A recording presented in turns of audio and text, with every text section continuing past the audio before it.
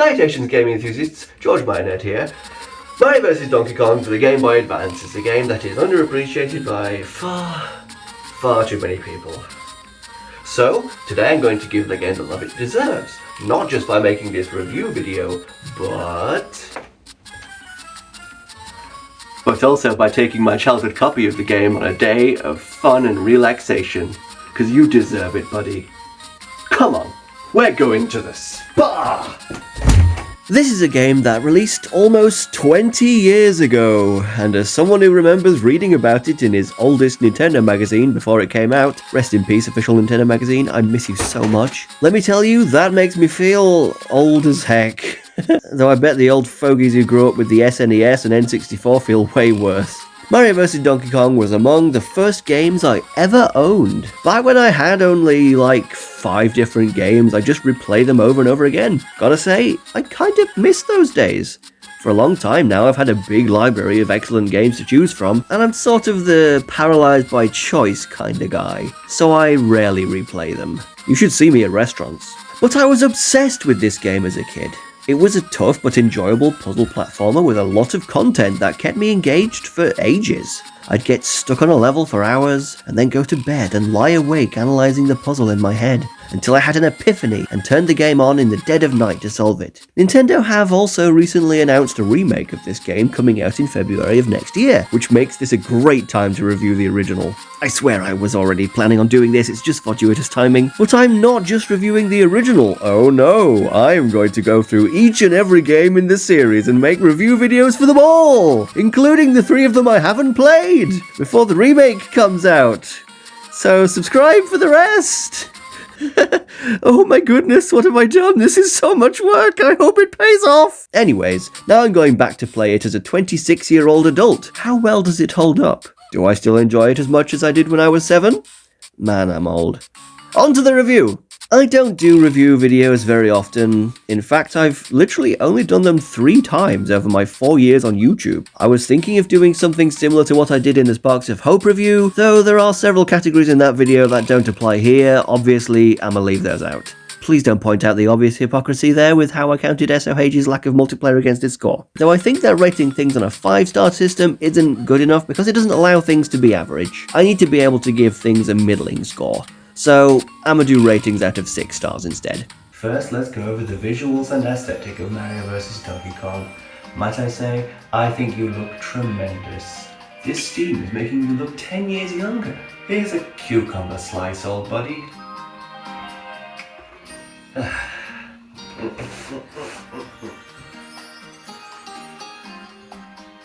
Yeah, we're not that old. I mean, we're both old enough to drink. Neither of us is a kid anymore, but yeah. I hate cucumber. I only bought it for this bit. It's going in the bin after this. When talking about the visuals of this game, there's 2 main aspects I want to talk about. Let's start with the character sprites and animations. This game did something with its characters I think is called pre-rendering, which I think means, yeah, I'm no expert on this, sorry if I say anything wrong, that they were originally 3D modelled and animated, but the GBA, being unable to handle 3D graphics, interprets those models frame by frame into sprites. I believe, somewhat appropriately for this game, it's what they did for the SNES Donkey Kong Country games that I've never played. This method is a bit hit or miss for this game. I think it works really well on Donkey Kong because he's big enough that the crunchy pixel graphics don't impact his detail too badly, and I think it works fine for the enemies in the game that don't have much detail to interpret anyway. Unfortunately, the character in this game the technique works the least well with is Mario himself. He's quite a small character on the screen, but has a lot of detail, a lot of which gets lost in translation, and he looks a bit scrunched as a result. This was especially noticeable to me when I played the game on my Wii U for a gameplay video I did a little while back. As a kid, I thought Mario had a red M on his gloves in this game, like how Wario does. Do you see it too? Oddly, even though they're really small, so you'd think they'd have Mario's problem but way worse, I think the mini Marios look great in this game. They're so cute. Look at this little scrunkly and tell me he's not adorable in every way. You can't. Look at how they bob along as they follow Mario. Look at this little guy taking a bow. I must protect them at all costs. Never speak to me or my son or my son or my son or my son or my son or my son again. I honestly wanted a real mini Mario so much as a kid. I'm honestly so surprised that Nintendo never made real Mini Mario toys. I'm sure they would have made a bunch of money. Or maybe they were going to, but an ape stole them all. Who knows? A couple animations in the game have Mario and or the level's Mini Mario jump briefly closer to the camera, so you can see more of their models, more clearly. Which is neat. I'm especially fond of this animation of Mario getting slurped through the door like he's spaghetti. But speaking of animations, this game has so many great ones. From Donkey Kong deciding he's had enough of your crap, to this monkey whose life briefly flashes before his eyes, to Mario reaching for the next rope and going,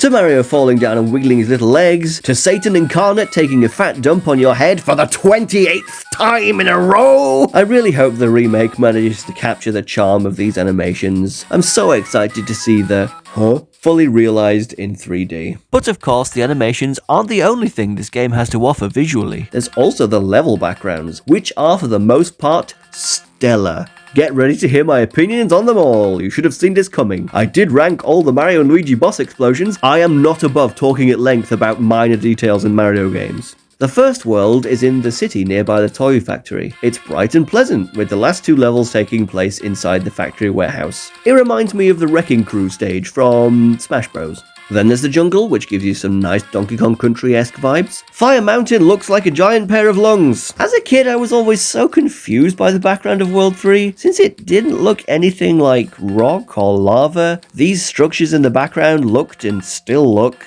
organic to me. These things look like giant lungs and these things look like blood vessels. 7-year-old me always thought, have we entered DK's chest? I'm still super nostalgic for this background like I am for most stuff in the game, but it always struck me as weird. The Mini Mario level actually looks like something identifiable though. It's outside with various volcanoes clearly visible in the background. Huzzah! Then the boss fight looks organic again. No lungs this time though. I hope you're breathing okay without your lungs, DK. Spooky house is an excellent vibe. Just a cool looking spooky mansion background with dark blue stained glass and monster heads mounted on the wall. Then there's a great look at the outside of the building in the DK fight. Mystic Forest is perfect, a stupendous incarnation of the mysterious, dimly beautiful woodland vibe. I hope you realize how serious I am when I say it's Somnom Woods levels of amazing. This was Somnom before Somnom existed. Twilight City is one that I thought highly of as a kid, but kinda don't like as an adult. I have memories of it being mostly neutral blacks and greys with beautiful neon highlights, but I was thinking of the world's signature lasers in the foreground. It's kinda to me now. It's not a great idea to have two predominantly grey looking worlds back to back, and it's also just kinda similar to World 1 being a city, just with the twist of being set at nighttime. Then there's the Plus Worlds, which all look at least a little different, I think, but are mostly just the same with darker or greyer colours. The one exception being World 1, which turns into a really cool looking factory floor with loads of moving parts. This is one of the things I really hope they do better with in the remake. Give the Plus Worlds a more distinctive look. Even a palette swap of the original background could work well if you do it right. Okay, so I just discovered this while gathering footage for this segment of the video, but as it turns out, what I just said about the grayscale of Mystic Forest and Twilight City and virtually all of the Plus Worlds doesn't apply to every version of the game. As it turns out, my European version of the game has those issues, but the American version, which is less developed and came out earlier than the European version, they don't have the little animation of the time coming up from the top corner of the screen and going and following Mario through the door when he opens it with the key. They took the time to make the game look less interesting, because the American version, its Mystic Forest, Twilight City, and Plus Worlds are really colourful, and and the plus worlds look like different to the main worlds. World 2 aside, World 2 is weird. World 2 has colour in my version as well. It's the only one that's not black and white. It's strange. But why? Why did they go out of their way to take the colour from stuff? Their Mystic Forest looks rather green. So their normal Mystic Forest looks green. Our Mystic Forest looks grayscale, but not completely black and white like the Plus Worlds version of it does. And I think that our version of Mystic Forest looks better because that looks more strange and mysterious, whereas the green American Mystic Forest looks more normal forest because it's just green. What the heck, Nintendo? Why'd you change things?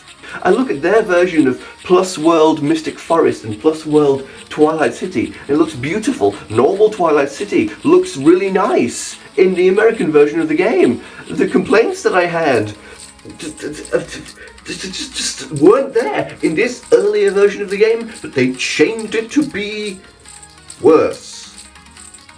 I cannot fathom their logic. In review, the sprite work and animations are mostly well done and very charming, and the backgrounds are mostly at the very least pleasant and occasionally terrific. In a shell nut, they're good graphics by GBA standards. Obviously, it's not fair to compare this game to modern offerings. You've got to take the system's limitations into account. I didn't own very many games on GBA, but there are still a couple of them that offer more consistently good visuals than Mario vs. Donkey Kong. There's definitely a bit more averageness in this game than I remembered, but I think it mostly accomplishes what it sets out to do well enough to earn a 4 out of 6. You know, giant lungs aside. Wow, Mario vs. Donkey Kong didn't take you for a wine guy. Very classy. Anyway, now that we're in this karaoke bar, how about we sing for a bit? 20 minutes later. You think you will win this tournament? I send you to retirement. You're so not worth the hassle. Your princess is in another castle. Mushrooms won't end the pain. Time for the phantom to start his reign. Okay, now your go.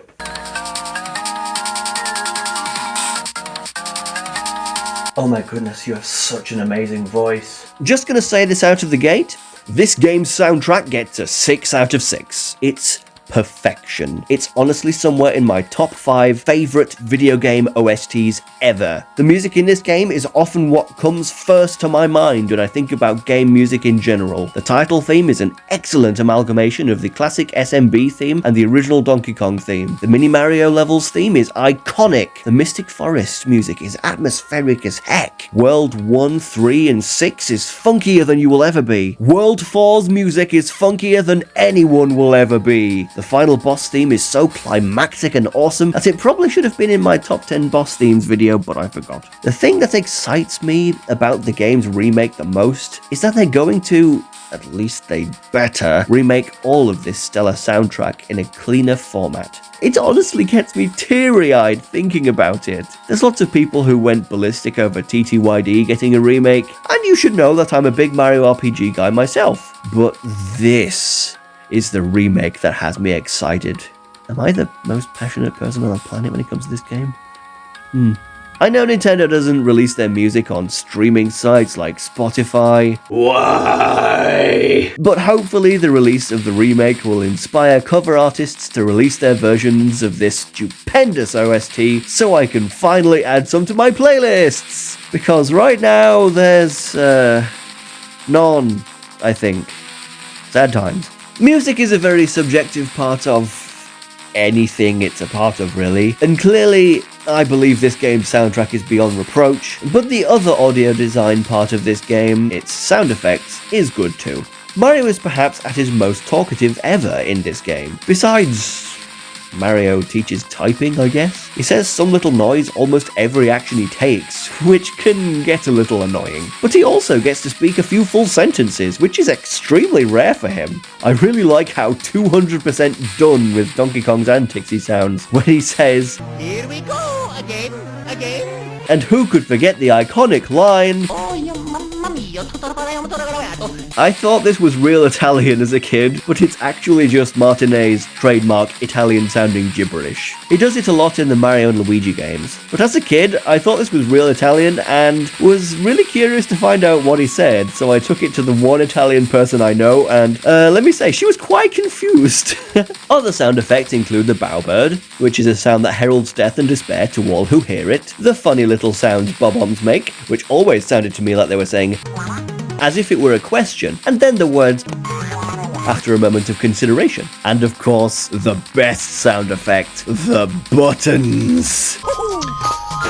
The buttons in this game are not only a great mechanic for level design that's used in all sorts of ways throughout the game, they're also tremendously satisfying to press. Look at that beautifully round and colourful button. Enticing, isn't it? So shiny, so bright. And when you press it, oh my goodness, nothing feels better. Move over, Sticker Star's wood-whacking sound. There's an old kid in town.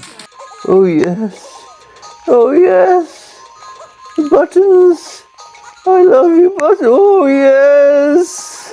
Oh yes! Probably the most important aspect of this game for me to review is the gameplay. This game is a puzzle platformer, as is the rest of the series, but in, the other games are a little bit different. I've already mentioned earlier in this video that I found solving the puzzles in this game extremely gratifying. To this day, I love a good puzzle segment in games, and that's thanks to this early positive experience. My favourite kinds of levels are the ones that focus on figuring out the solution to the problem presented to you, and some of them are real head scratchers. Sometimes there aren't even any enemies, just Mario versus a few platforms and buttons. Yeah, that would have surely made a better title. But puzzle solving isn't the only part of the gameplay, you've also got to be skilled at the platforming part. That part of the game I'm less keen on. Mario's a fragile guy in this game. He dies in one hit, he can't jump very far, he dies to fall damage, and oddly, his souls ain't spike proof. This means you need to play cautiously, and certain enemies and obstacles have very frustrating patterns you need to get around. I'm talking to you, Bowbird, aka Satan!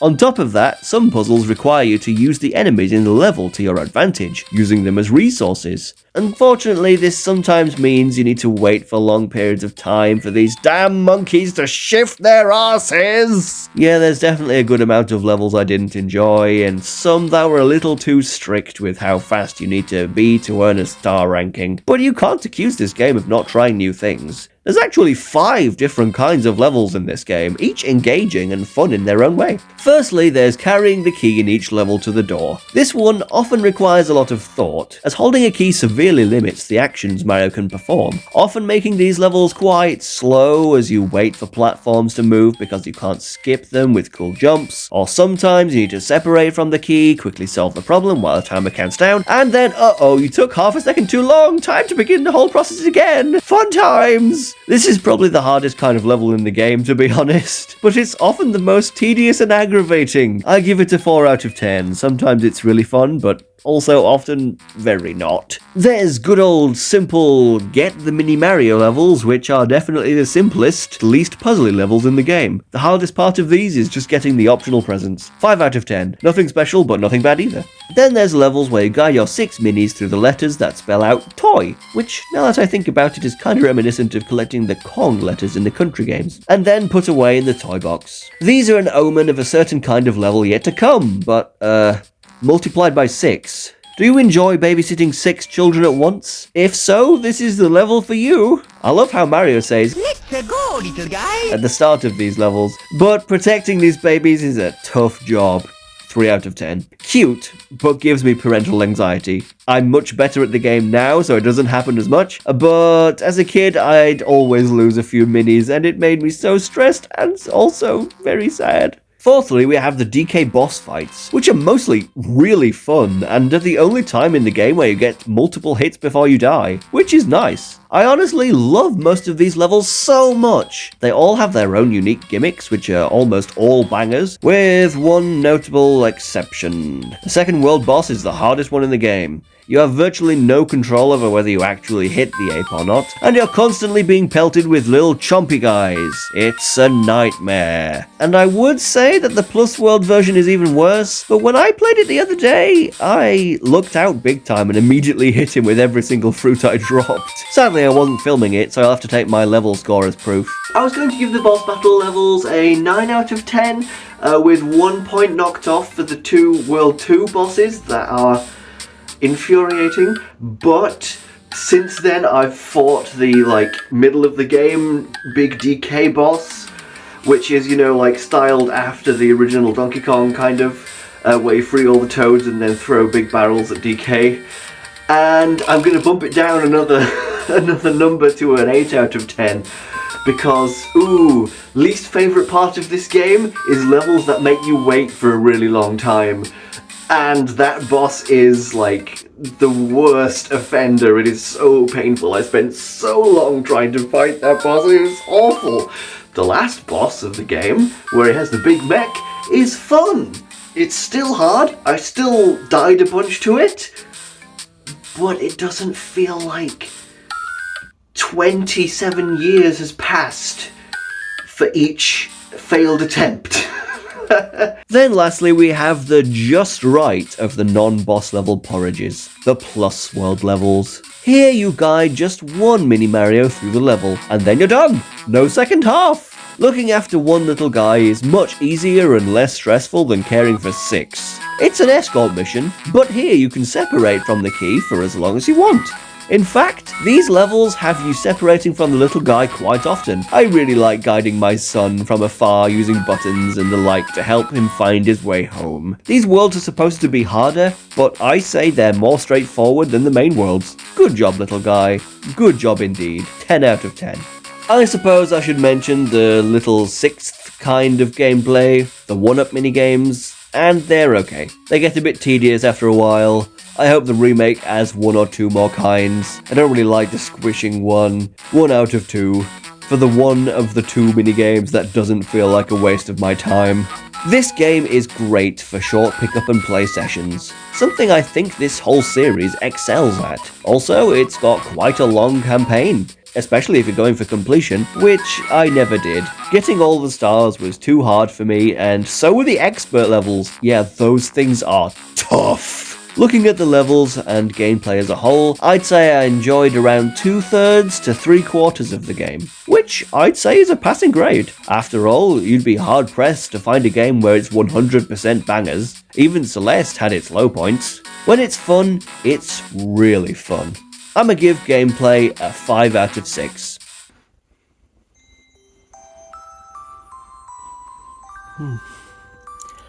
There we go. Get you tucked in nice and cozy. And so Mario threw one last barrel at DK's giant mech, and so the ape fell off the building and died a gruesome, agonizing death. Good night, sweet prince. I should probably touch on this game's story before wrapping up. Although, as a 2D Mario game, there's about as much as what you'd expect. The story is rather simple.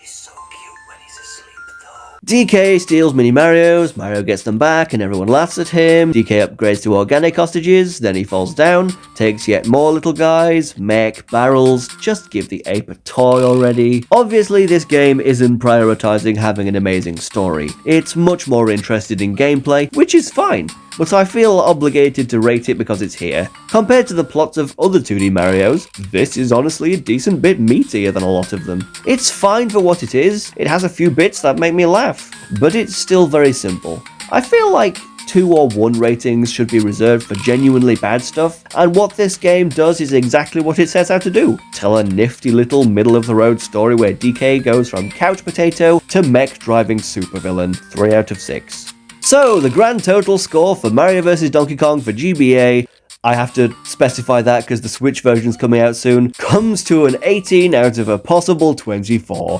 which I'd say is a great score. Like I said, I've reviewed very few games so far and no others whatsoever in this particular rating system, so this won't mean much until I review more games in this style, which I intend to do with the rest of the Mario vs. DK series soon, so subscribe for those. Mario vs. Donkey Kong is, I believe, a much more important game than most people give it credit for. It's kind of a sequel to that Donkey Kong game on the original Game Boy, which was apparently very good, though I never played it, but it's also the beginning of a series that serves as the true successor of the original Donkey Kong for arcade. Both Mario and DK went on to star in their own series of platformers, but this is the series that kept the torch that the original game started alive, and I for one think that this game did a tremendous job of that, and more than lives up to its grandfather's legacy. I'm so excited to play and review the remake next year.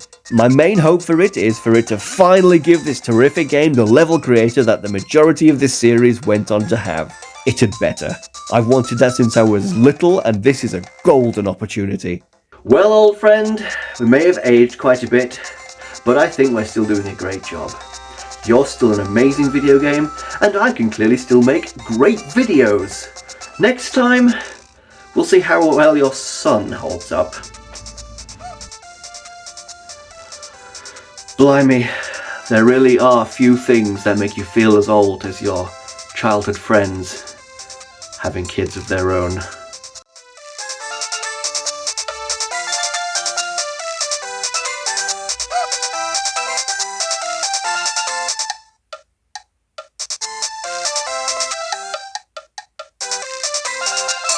you very much for playing my games.